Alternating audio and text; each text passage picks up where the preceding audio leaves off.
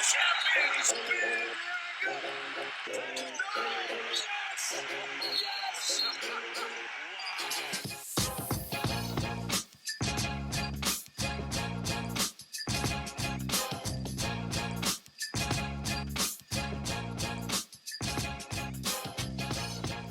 right, everybody, welcome back.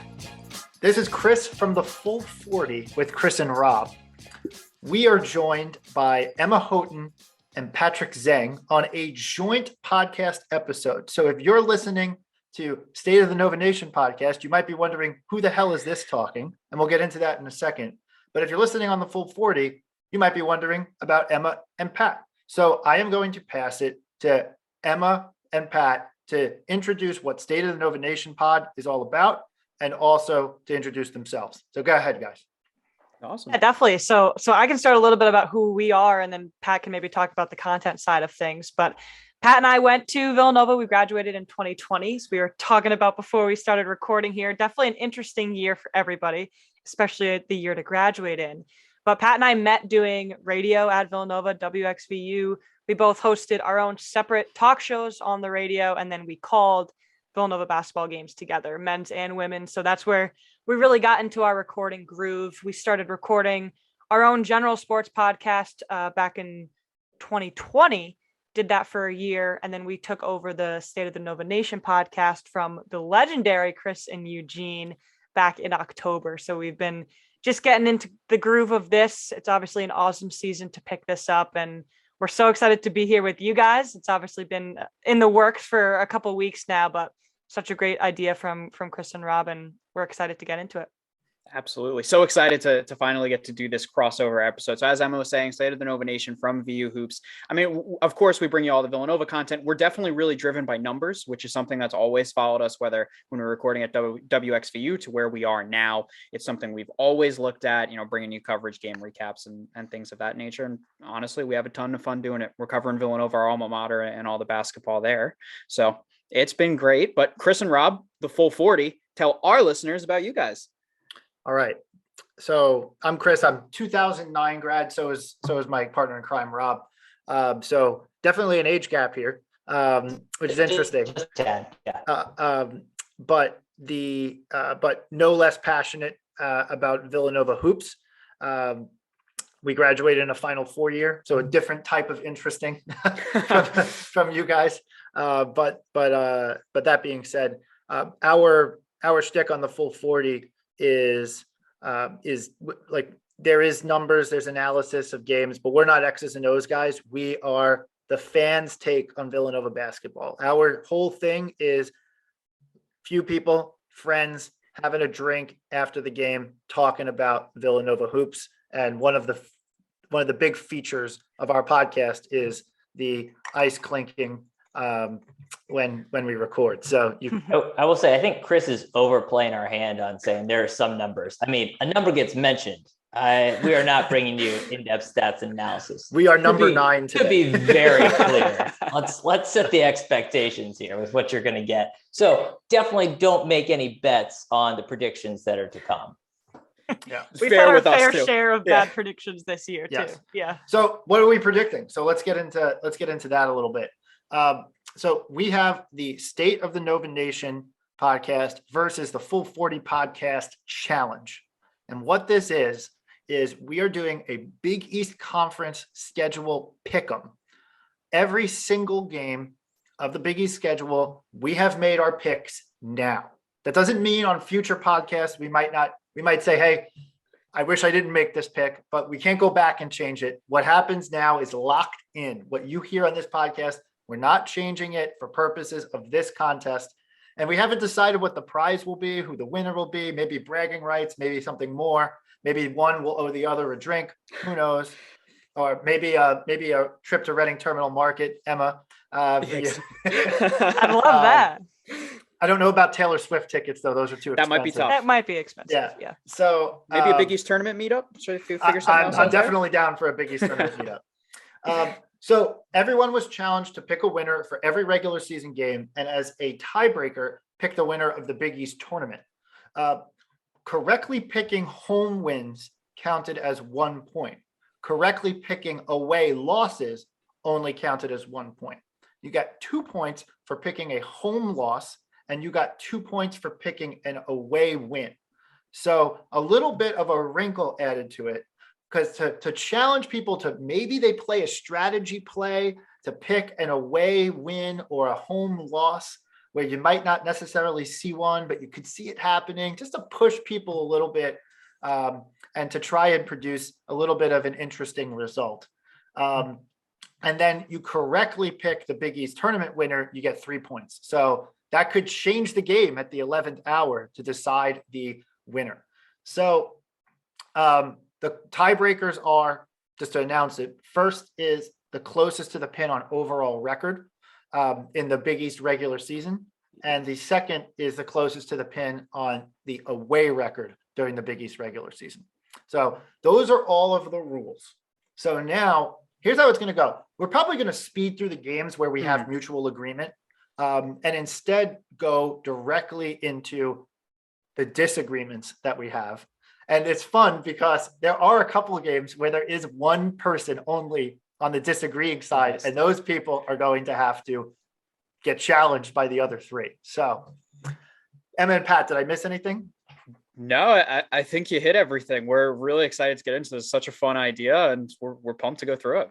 Yeah, and we hope people can get involved. We'll hopefully give out a sheet where it's going to be blank. You give us your picks, and I mean, in a couple months from now, we're going to have this all set up. So it'll be fun to track as the season goes on. And to see how wrong I end up being. It's going to be great. Yep. So love it.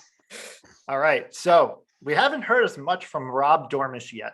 I was going to say, I feel like I'm getting ready to get on the hot seat right now. But he's on the hot seat because we're looking at the Friday night game versus Creighton away at CenturyLink Center in Omaha, Nebraska. And an opportunity definitely an opportunity to lose that game. No doubt about it. Creighton's got a good start to the season, but only Rob picked Creighton to win. Rob, defend yourself. All right. As I alluded to earlier, I'm going to give you the no numbers defense of why Villanova is going to lose this game. This to me is really a feel game, and it's a momentum game, and it's got a couple other things happening as well too. Obviously, Nova's coming off a terrible, terrible loss. Not only that, we're coming off a string of games where we just didn't pick up the big win. So I'm thinking a little bit that the Villanova psyche is a little bit in the dumps, and there's a big opportunity for Creighton to take advantage of that, especially given that it's at CenturyLink, which we know is a tough place to play. And Creighton has a really experienced, terrific coach in Greg McDermott. He's absolutely going to have that team ready to play. And I have to imagine there's not going to be a heck of a lot else going on in Omaha on a cold December night. So I have to imagine CenturyLink is going to be rocking to make sure that Villanova gets a hard time. In all reality, though, I do think this is, like, we know this is a tough place to play. Greg McDermott gets his guys up. And I kind of love the story. The leading scorer on Creighton right now, guys, Ryan Dawkins, I want to say, D2 transfer, 3-time national champion. He knows how to get it done. And I do think this is just an opportunity for Villanova to trip it up a little bit, given that they're going to be playing in a tough place. So, look, I just think this comes down to bad momentum, bad juju for Nova, and I think we pick up another loss, unfortunately. Emma and I talked about this beforehand, Rob. I love that you picked them to lose this game, because trying to picture what Villanova Twitter will look like after the Baylor game, if they drop the first game of the Big East like that, oh boy, that Friday night could be interesting. I do think Villanova rides it out just with such a brutal performance on Sunday. I think Jay is going to whip them in practice this week, and I expect to see a bounce back. To your point, Omaha is brutal. Luckily, I don't think it's one of their dollar beer nights, because otherwise that could be real scary on a Friday night in Omaha with that crowd. I think Villanova's got enough to get it done. I know Kalkbrenner's a 7-footer, which is really scary for what Creighton can do, of course, trying to exploit Nova, but I see a bounce back performance. Yeah, and you talked a lot about bad momentum for Nova. Creighton's also coming off a top 25 win. They beat BYU last week, so they've got good momentum. I also go Nova here, but I like the idea of some havoc because of McDermott especially. I mean, let's be clear. I don't like the idea of it, but I had to make the pick. Yeah. I will You got to say differentiate yourself in some I way. gotta stand out. Yeah. Stand out. that's true. That's true. But this is an interesting game because Rob could quickly get ahead of the competition here. Definitely. Because he gets 2 points for he gets 1 point for an away loss. So, but he misses at all of our opportunities to gain 2 points with the away win. So now that being said, if we pick up the win, we're all tied for first, and Rob is already 2 points back. So little tight situation there. That being said, we all agreed on the following game. And we all think that Xavier's coming for the annual Villanova ass kicking, as Chris Mack used to say. And so maybe just bad timing for Creighton coming in right before the holiday off of a tough week for Villanova, win or lose in Omaha, and has to play at the Pavilion in a very challenging environment that it will be there. So we all agreed there. So I don't think we need to discuss it any further. But we get to our first game where there's an even split. And did I say Creighton? Rachel's pinging me saying that I said Creighton. Did I do it again? I didn't even notice. I said I meant Xavier. Regardless, exactly. Regardless. All right. So we get to our New Year's Day game, and we have a disagreement that is me and Emma are on one side, and Rob and Pat are on the other. And so we're playing at Seton Hall in the Prudential Center, January 1st, New Year's Day game. Gotta love it. It's going to be electric in the Prudential Center. Rob and Pat think Villanova gets the win here. I'm going to let Emma and I defend ourselves, picking Seton Hall in this game. I like that. I think you guys are dead wrong. I think this one is going to be a serious Seton Hall win. I think you could argue actually that Seton Hall is the most surprising team in the country. The way they came out, I think they were ranked 5th in the preseason for Big East. They've had wins over Michigan. They had a win over Texas recently. They were ranked 7th overall. I think it's the unquantifiable things that make Seton Hall really good. It's funny, Pat and I just talked about how numbers focused we are, but this one I don't have that many numbers. I think you're coming over to the dark side. Yeah, exactly. Yeah, they're getting you already. You've already swayed me. Yeah, Seton Hall just has it. Kevin Willard just has it. He scares the hell out of me. I don't want any part of him. And I think especially at home, Seton Hall is going to be riding that momentum, and they're going to make things really hard for Nova. I love it. We got another Kevin Willard stand here. I was going to say, you say anything positive about Kevin Willard, and Chris I am a absolutely huge Kevin Willard stan. Oh my gosh. But Ridiculous. look, the thing I like about the Seton Hall team, and I've watched them a handful of games already, they're so complete and they play hard. They play as hard as I remember any Seton Hall teams playing, and they've been playing hard for Kevin Willard, but they seem to have a different team-based enthusiasm. It's not all centered around one guy, but they do have guys who have the cojones to put the team on their back. I really like this Seton Hall team and what they bring. I think this is Kevin Willard. I'm going to say it now. I think it's Kevin Willard's best shot so far in his career to make a Sweet 16 run. Ooh. I really like how balanced Seton Hall is. And they could go deeper than that. Now, the Michigan game, in retrospect, doesn't look as big as it did when they did it. The Texas, I think that the jury's still out on Texas, but I do think with Chris Beard, I think that win will pick up steam as Texas goes through their Big 12 schedule. That being said, I really like Seton Hall because I just have that they have that it factor, as Emma said, and I really think that they bring it. And it's at the Rock, and there's still a little bit of a redemption factor because we ruined Miles Powell's senior night on like one of the last games that we played before COVID hit. And we were at that game, Rob, and I cannot believe that we didn't catch COVID there. So that game was very absolutely packed with people screaming at the top of their lungs in March of 2020. Oh, that's so that was that's wild. So that's why I have a Hall win that game on New Year's Day. So real quick, you agree with Chris Beard when he said he thinks Seton Hall is one of the few teams in the country that can win it all? I don't know if I agree. I do not. I couldn't believe he said that. I couldn't believe he said it. I think he said one of 12 teams in the country. That's a little bit of coach speak defending defending a team that just beat you. So I think that is a little coach speak there. I don't know if Seton Hall has that top level player, that individual guy who can like put a team on their back. They do have a couple guys with an it factor, but I just don't think they have that one guy. Like you had Miles Powell to this team, for example, and it's like totally different ball game. But I think this could be a Sweet 16 Elite Eight team, but I don't think this is a third weekend team.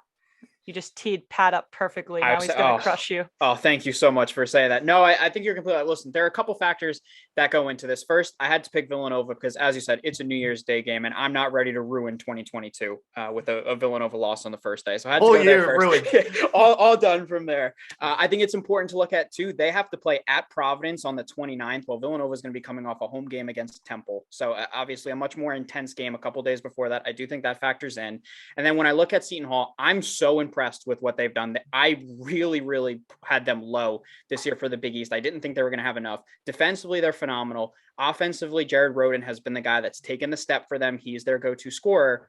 But do they have enough around it to supplement and make up for it? I think Brandon Slater hopefully draws the assignment of Rhoden through that game. I'm not sure they're able to find scoring elsewhere, and I think Villanova is able to overpower them and come away with the win.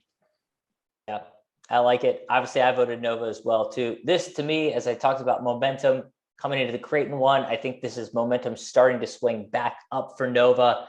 And as much as Hall gets up for Nova, Nova absolutely gets up for Hall. Jay is going to have these guys pumped up, ready. We've got a senior-laden team. They've played at the Prudential Center. They know what to expect. And I don't think this team is going to scare them, especially having played guys like Miles Powell in the past, too. So I think Nova goes in there, takes care of business, shows them what it takes to win the Big East. I like it. I hope that happens. I just don't know if it's going to. Yeah.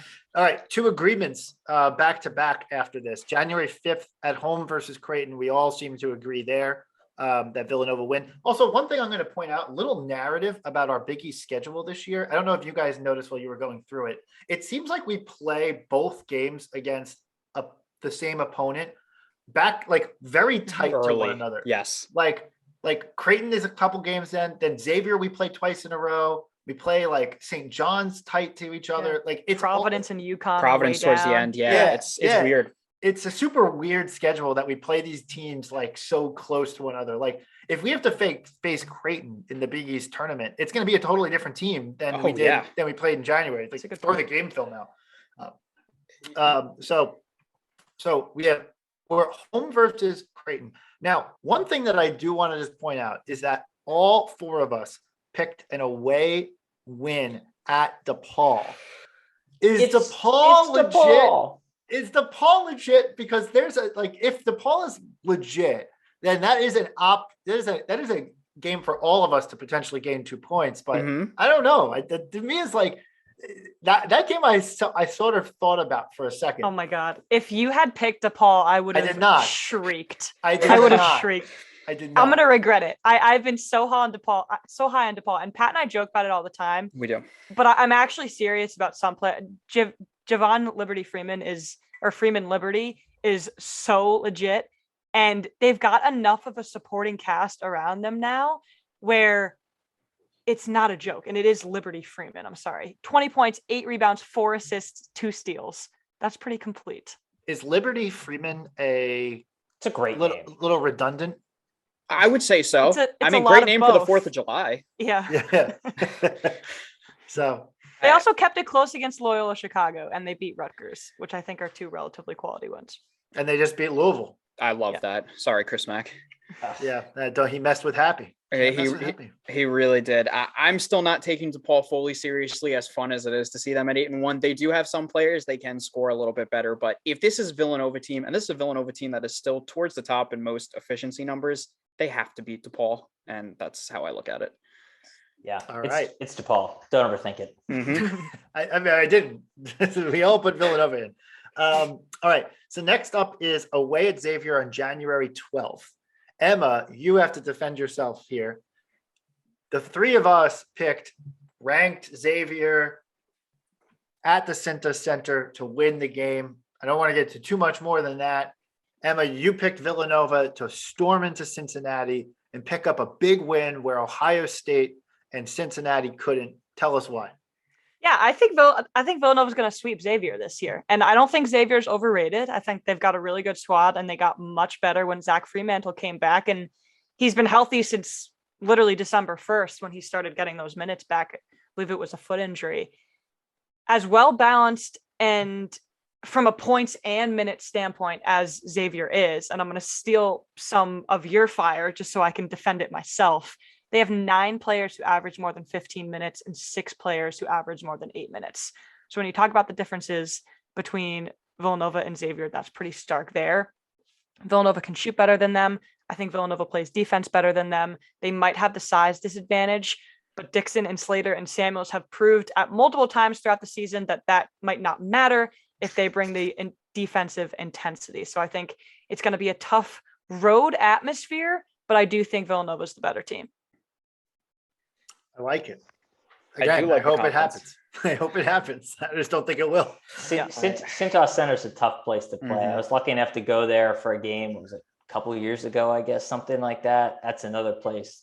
They get excited, and there's something about the Cintas Center that we seem to struggle with a bit. Mm-hmm. So, especially given Xavier's team this year, they've got the experience. They basically brought back the whole team, and they're off to a good start this season. So I expect them to carry forward. I do think the home court advantage absolutely plays in this one. So it's Xavier for me. All right. Yeah. I like it.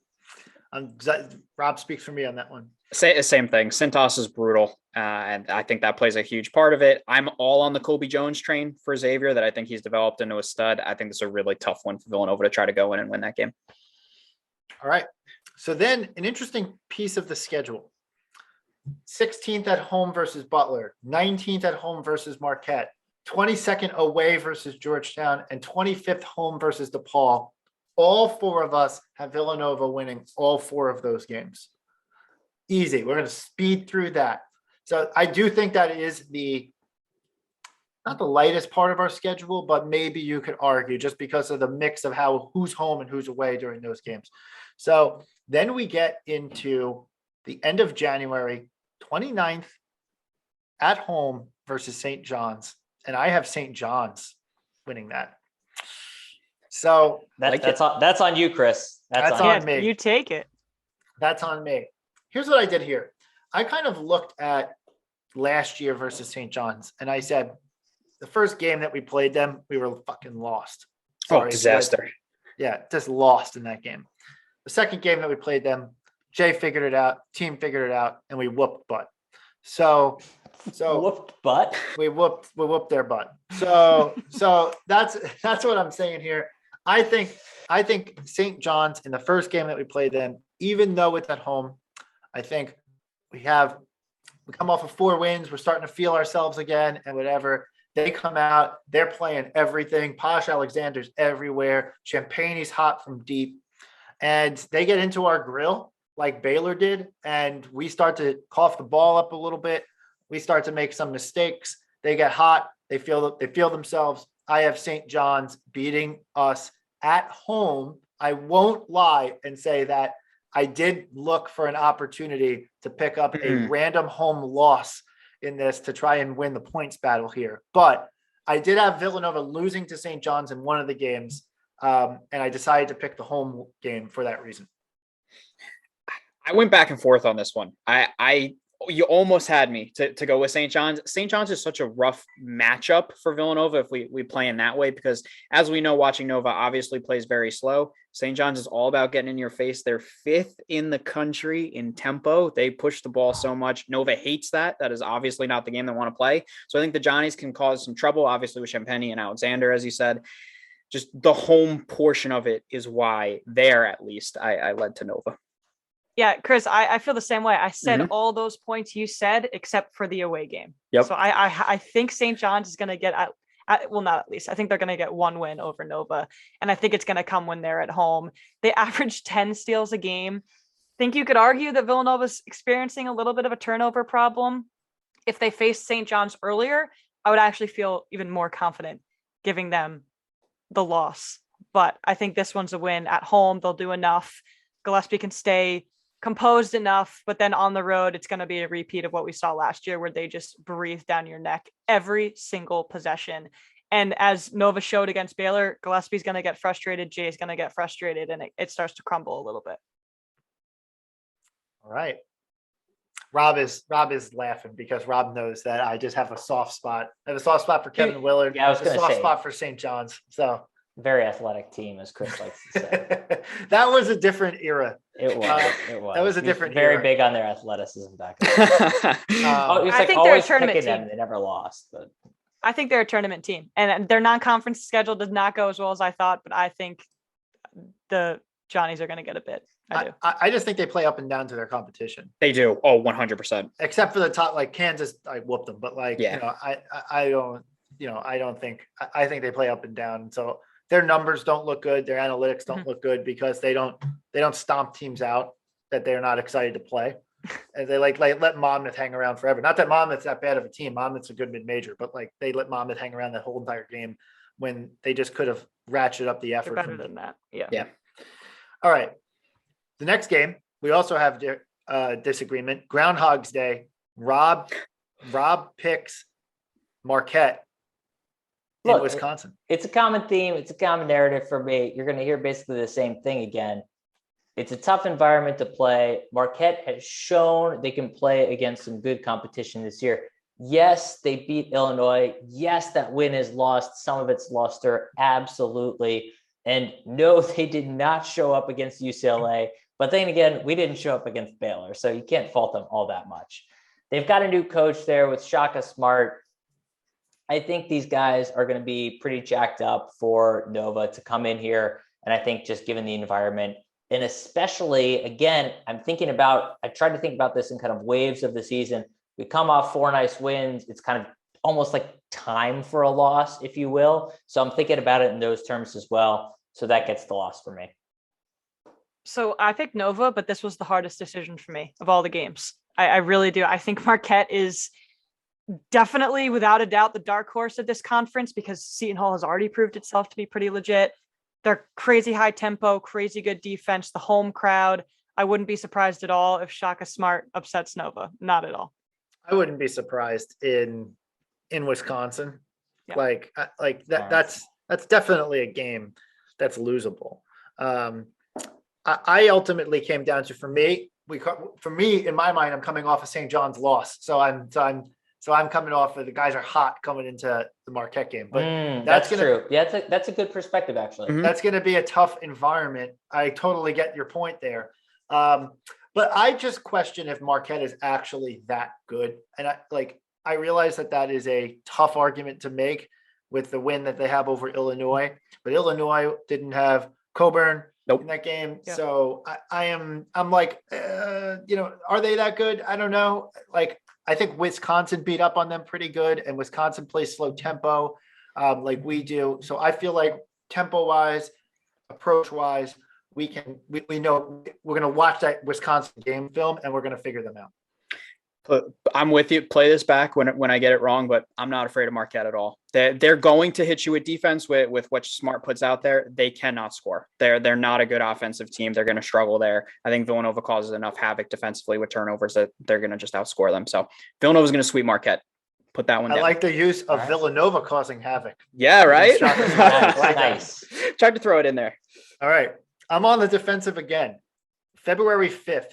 And what I like to say is the sweet week of the Big East schedule. This is the best week of the Big East schedule. You have totally agree. Home at the Wells Fargo Center versus UConn, away at MSG versus St. John's, and home at the Wells Fargo Center versus Seton Hall. What a week of Villanova basketball. Super Bowl on the 13th as well, too. That weekend. Right. So crazy. Awesome week. And the Olympics. Yeah. Oh, right. Yeah, duh. The Olympics. So you have UConn at home. I'm the only one who picked the Villanova Wildcats to win that game at home. Now, I get that's in the Wells Fargo Center, and the home court advantage might not be as strong as it would be in the Finn. But guys, how am I the only one to pick us at home versus UConn? The only one? Come on. I'm putting you guys on the defensive. Defend that pick. Defend why UConn is going to beat us at home. Rob, I got to ask you quick. You have Nova dropping Marquette and then not getting up to play UConn the next game? Yeah, this is, I'm banking on, I'm thinking on this narratives. I'm thinking momentum. This is like a late January, early February swoon for Nova, and then starts to round into form after that. But that's how I see it playing out. Yeah. So I don't think I made these picks after the Baylor game. I'm losing a little bit of confidence in the team. I'm not quite emotional as bullish. There was definitely some emotion factored into these picks, 100%. But yeah, from what I've seen with this team, the mental fortitude right now is not quite there to just say, yeah, we lost, we're right back up for this game. So I can put a couple losses back to back, especially if one of those losses is against a really legit UConn team, well coached, obviously, as we talked about earlier, has a lot of talented players. So, in my mind, Marquette's more of the stretch there. UConn's just, yeah, that's a good team that could go either way. And then I'm scarred from what I've seen in Purdue and Baylor with good interior defenses. And that's what UConn is going to bring here with Sonogo, Polly, and Isaiah Whaley. Those are, and a cook as well, who doesn't get as much run anymore, but he's basically a 7-footer for them. They're going to shut down the interior. I don't like Nova's chances for what we've seen them so far against teams that really clog the paint. Don't let Villanova get that driving kick. Yeah, if this had been a legit home game, I might have put a little bit more shots fired to Wells Fargo right there. I really don't. No, there's no shots fired. No shots fired here. You guys have listened enough to us. We have no belief that that's a home game. Like, especially it's just for not an UConn. away game. Yeah, the biggest compliment I can give UConn is that they rebounded from losing James Bouknight, and they replaced him by having 8 legitimately good players in his wake. And Villanova just doesn't have that. And we don't have to get into the whole conversation about rotation and the freshmen, blah, blah, blah. But if you're saying that Nova was gassed after Purdue and UCLA, UConn literally goes like 5 deep. I don't see Nova keeping up with that. To your credit, you have Emma and Pat. You both have UConn winning both games against us. Yeah, so I have a sweet. It hurt. We did not talk about before that. No. Yeah, I think UConn's so good. Look, I get it. I think UConn's great. I love it. I love Dan Hurley, etc. I love the whole thing. I just think home game, even though if it's at Wells Fargo Center, I like our chances to get right in that game and get a big win. That might be the best win of the season. To that point. Really good point. And I really like our chances in that game. But I am also picking us later in the pod. You'll see I picked us to lose at Campbell. So I'm not, I get it. I get your point. All right. St. John's away. Emma, I think we can actually skip this one because you kind of defended this point with me on the last one. So I think that all makes sense. MSG. Emma has St. John's beaten Villanova. We've seen that tape before of late. I have the rest of us have Villanova winning. I think we're all probably thinking, nah, it's not going to be that much of an away game. We're going to get them in that one. All right. Then we have Seton Hall at home. And it's an interesting dichotomy because Emma and I had us losing to Seton Hall at Seton Hall. And then Emma and I both have us winning at home for Seton Hall. You guys have us losing at home versus Seton Hall. What changed your mind? What changed? Is it the 2 points versus 1 point strategy? That might have played into it a little bit for me. Definitely a little bit of strategy there. It definitely helps. And I mean, look, we talked about this earlier. It's going to be a competitive game for either of these teams, regardless of location.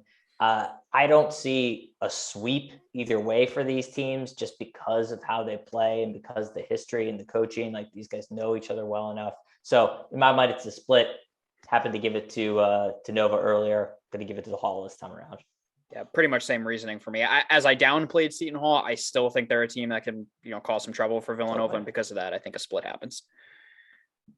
For me, it's a revenge game off of the last one. So mentally, I'm going, we're at home. It's a revenge game. We're going to get their number this time.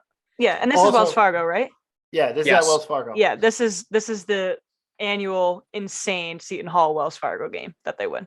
Yes. Oh. Also, this is usually the time of the year where Seton Hall has the team infighting portion of the schedule. Oh, good Oh. point. Yeah. So they usually start to lose games randomly late January into mid-February, and then they get right for the tournament. So I'm seeing their swoon happening right around this time. This is where Kevin Willard becomes overwhelming. I Then was the just team gonna say starts to have infighting. that's and when he then just they always stops lose. talking to the media. Yeah, this is yes, his part of the exactly season. right. Everything's sunshine and rainbows now. Give it a couple months, and Kevin Willard will be yelling on the sidelines, sweating his ass off. So, I'm not worried about Seton Hall in early February. That's Love an it. infighting game for them. So, I do love that. all right, I have to defend myself on the next game, although I don't think I should have to. And I have another one with you guys where I have a total disagreement on.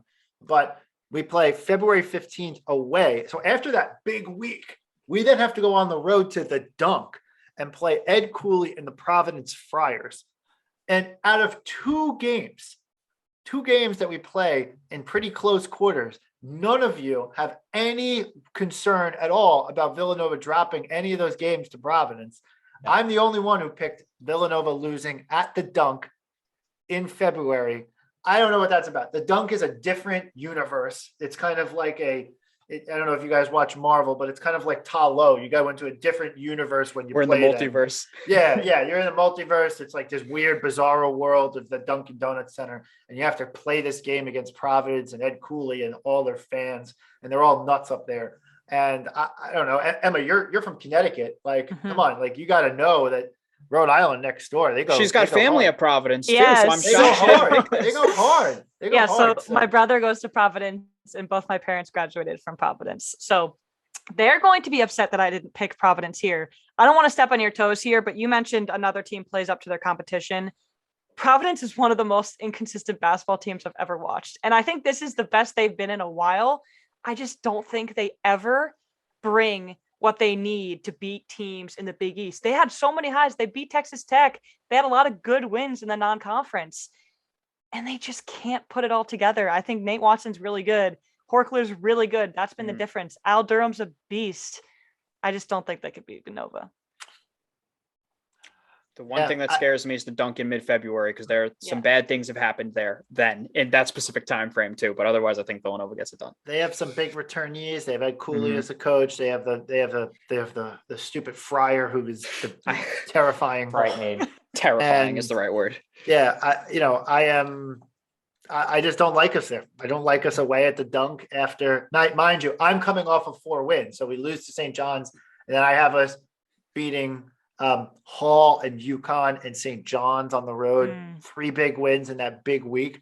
And then I have us drop into the Providence Friars at the Dunk. All right.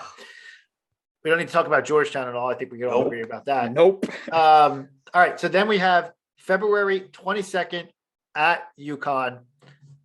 I think we all agree that UConn's good. Rob, is this a momentum? Are you going back to this momentum? No, this one's not as much of a momentum thing. This one's a little bit more of like kind of a math equation, if you will. You know, if I go back to this idea, just thinking conceptually about teams in the Big East sweeping Villanova, I just had a hard time wrapping my head around any coach and any team getting the best of our guys and our team 2 games during this season.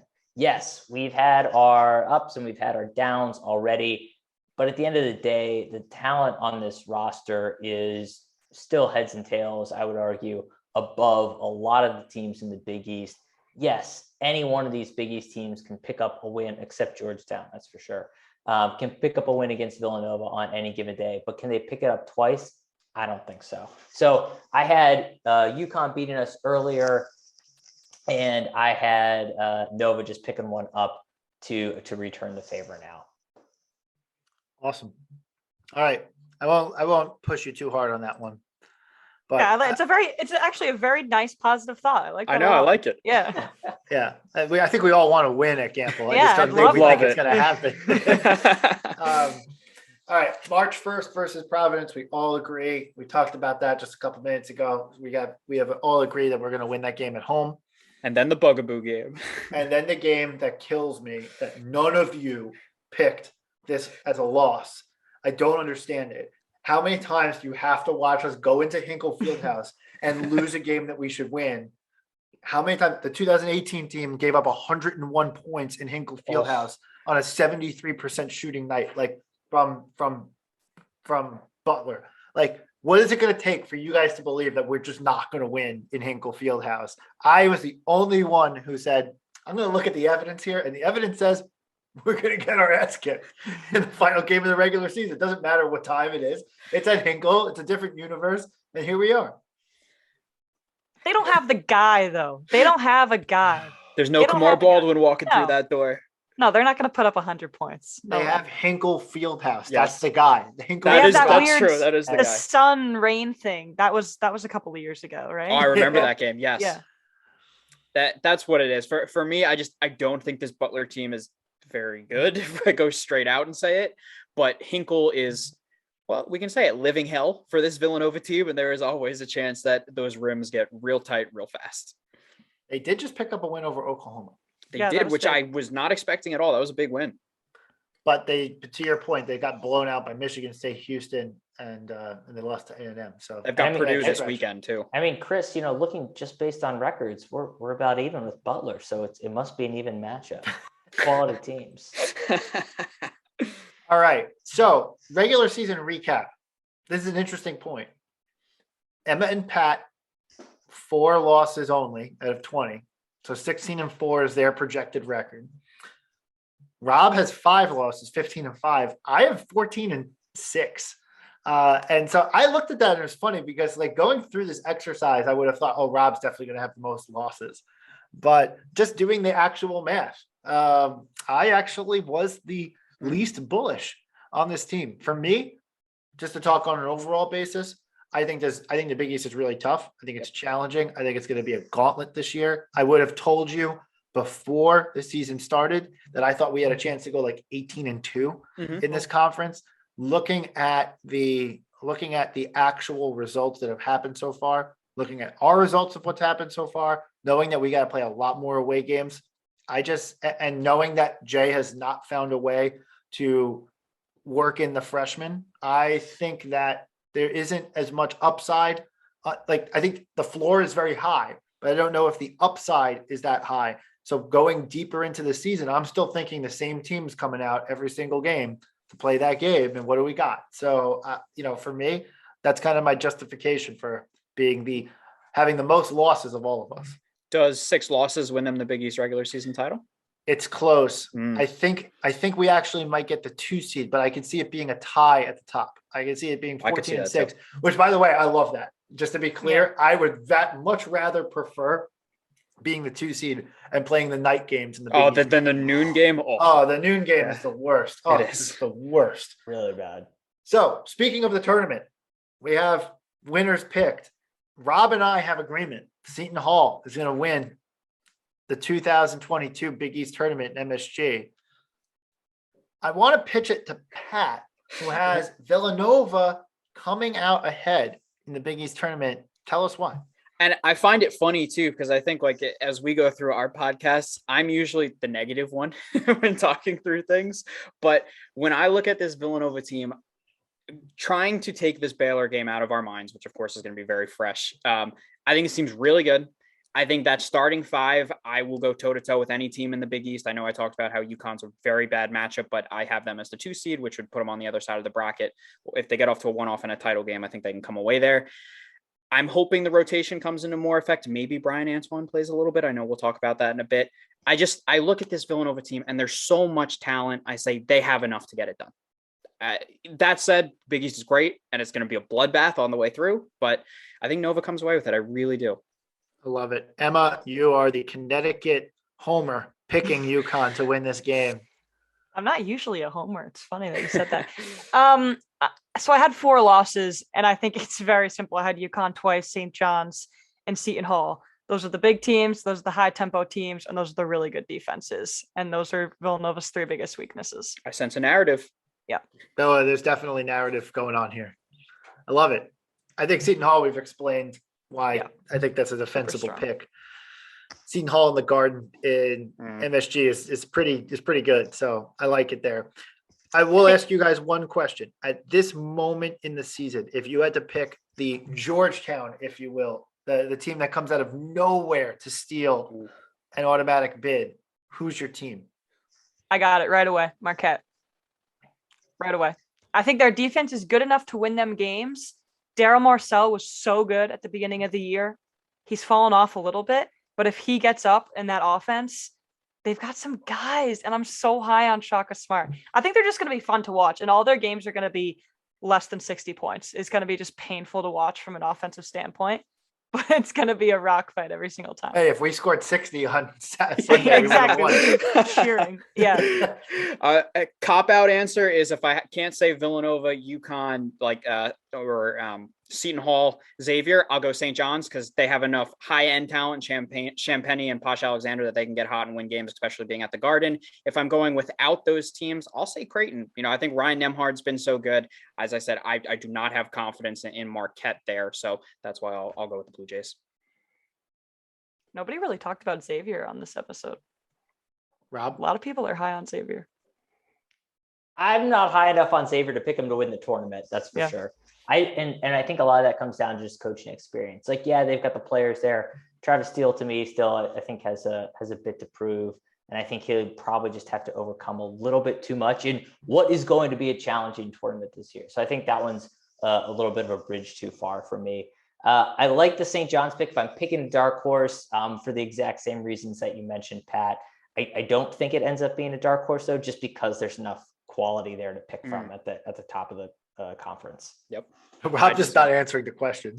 What was the question? The answer was pick a dark horse. I said St. John's. Oh, okay. I said I agree with Pat, but I said, but I don't think that will happen. Gotcha.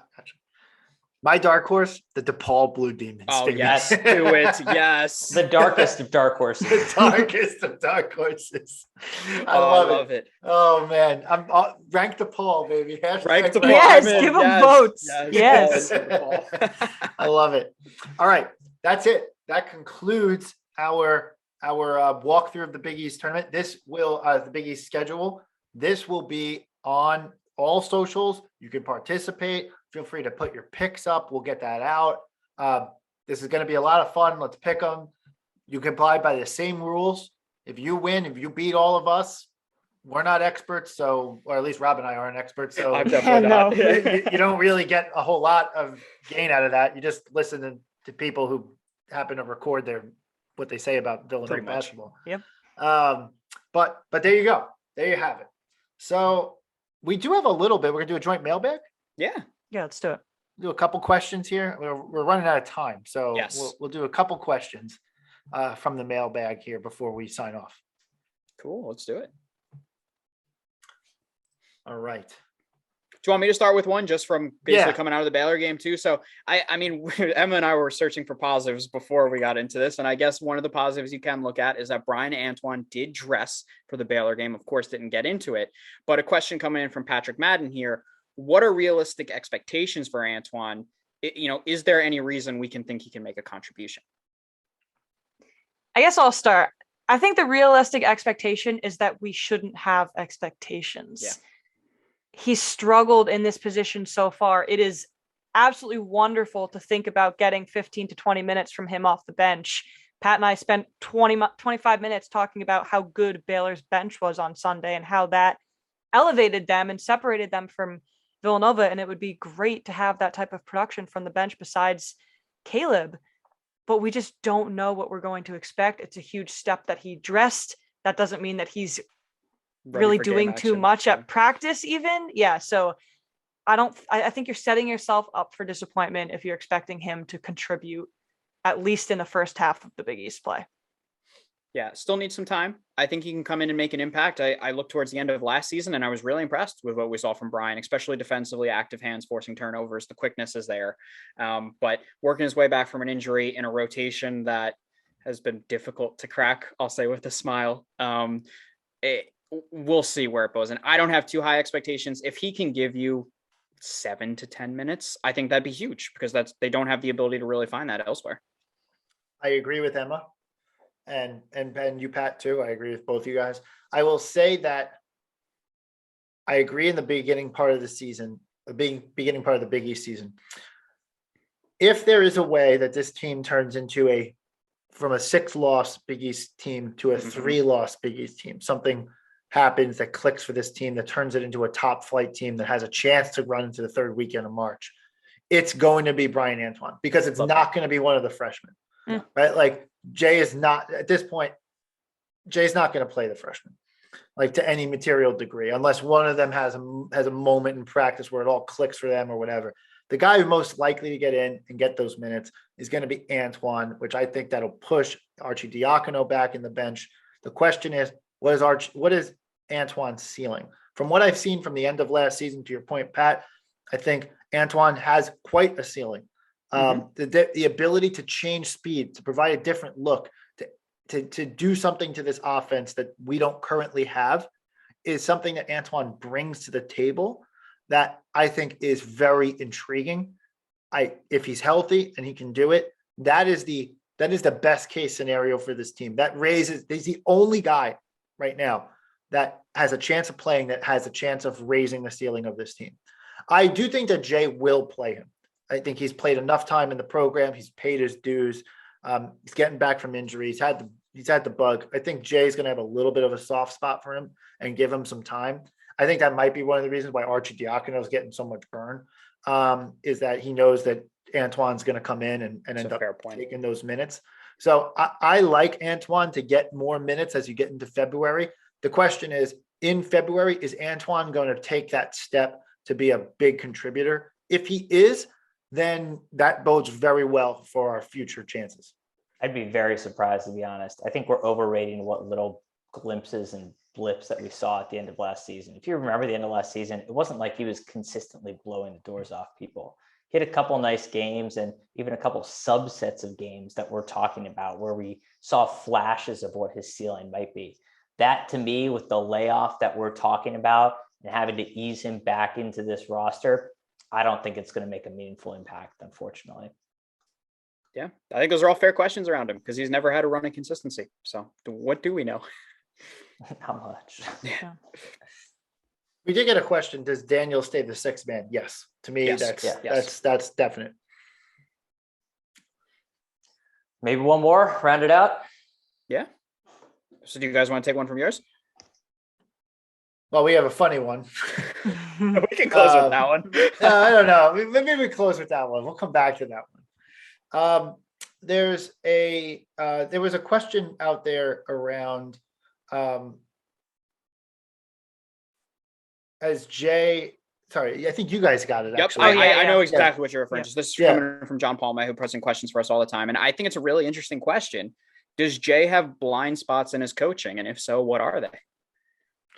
I mean, the freshman, right? Like I almost would argue that Jay didn't have this stringent of a strategy even just a few years ago.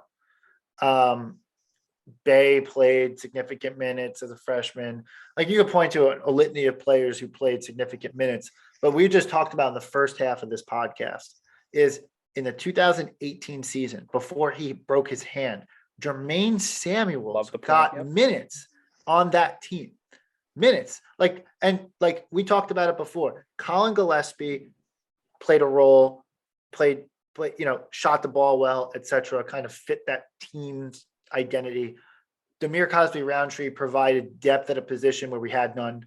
So you could understand why both of those guys would play minutes on the 18 championship squad. Jermaine Samuels was so redundant on that team, and yet he played.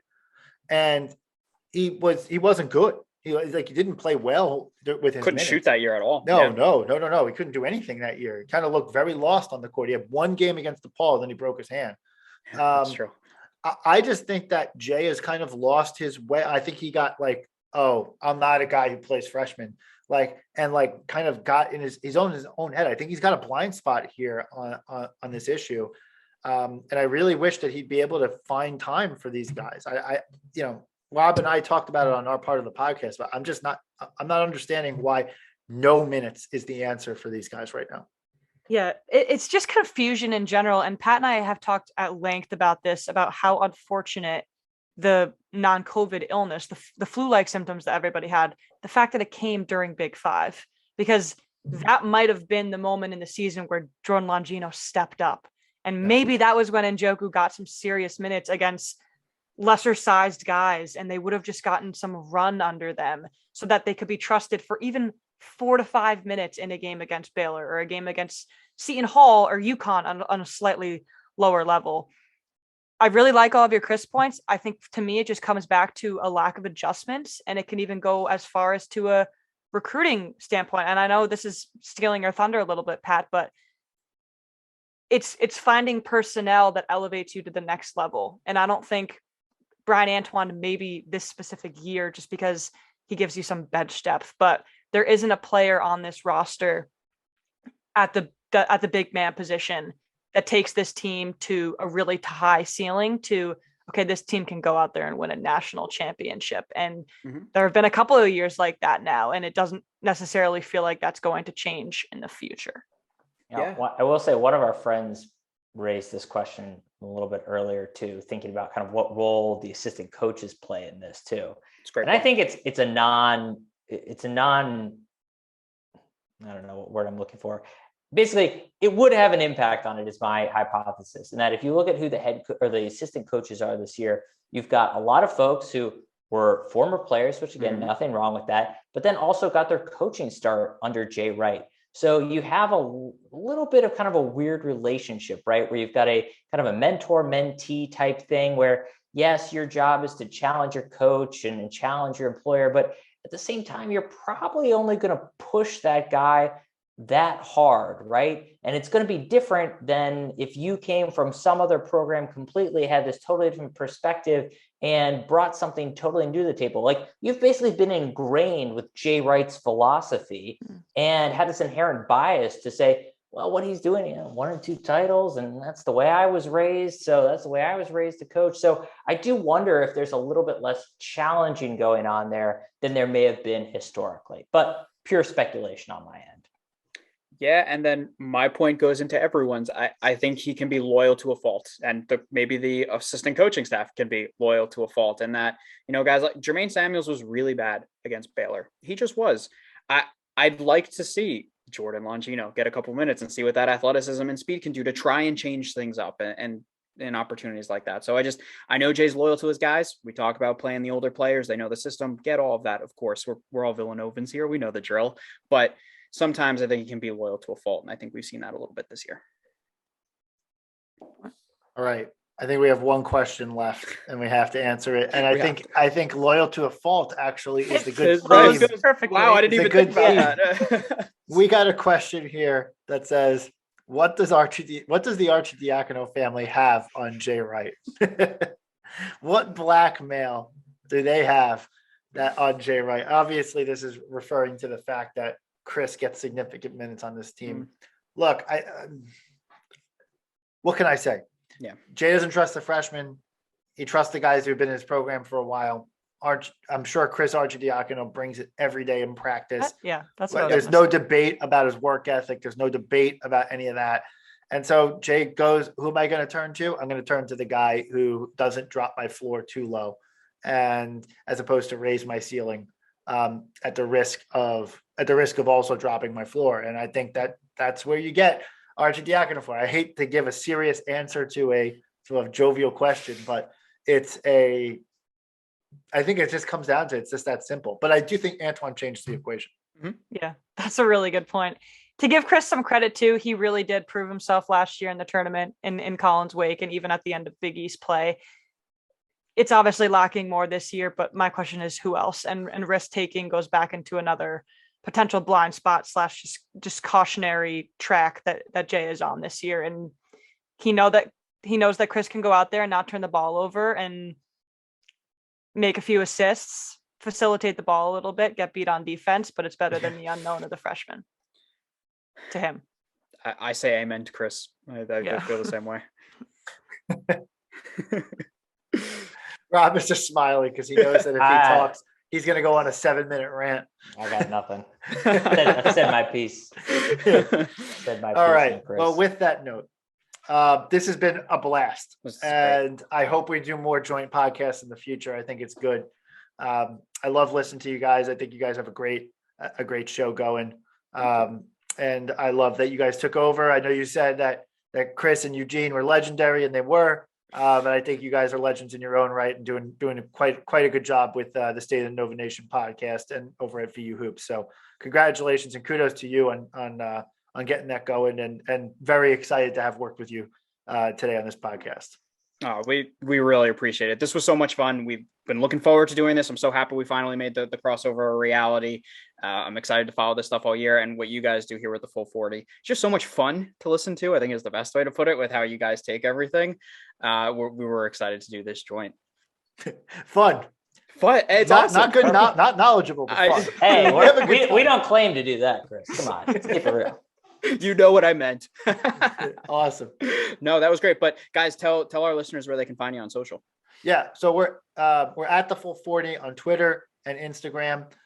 We're also on Spotify, Apple Podcasts, SoundCloud, and then we've been doing a lot with YouTube with the live, the video feed, the video recording of late. Thanks to our producer Brian and our social manager Rachel. So we're all over. All the socials, all the places you can find podcasts. So that's where we are. Same question to you guys. Yeah, you can find us on Twitter and at SONN pod. And you can find me and Pat on Twitter as well. I'm at Emma_Houghton9 and Pat is at PZang15. And you can find us anywhere you listen to your podcasts. Absolutely. Awesome. Let's make that in-person meetup happen. Yeah, let's do it. do We it. definitely got to do it. Love it. I would love the opportunity to do that. That sounds great. Yeah. Thanks so Awesome, much, guys. Thanks so much for joining us. Appreciate it. And have a great evening. You too. Go Nova.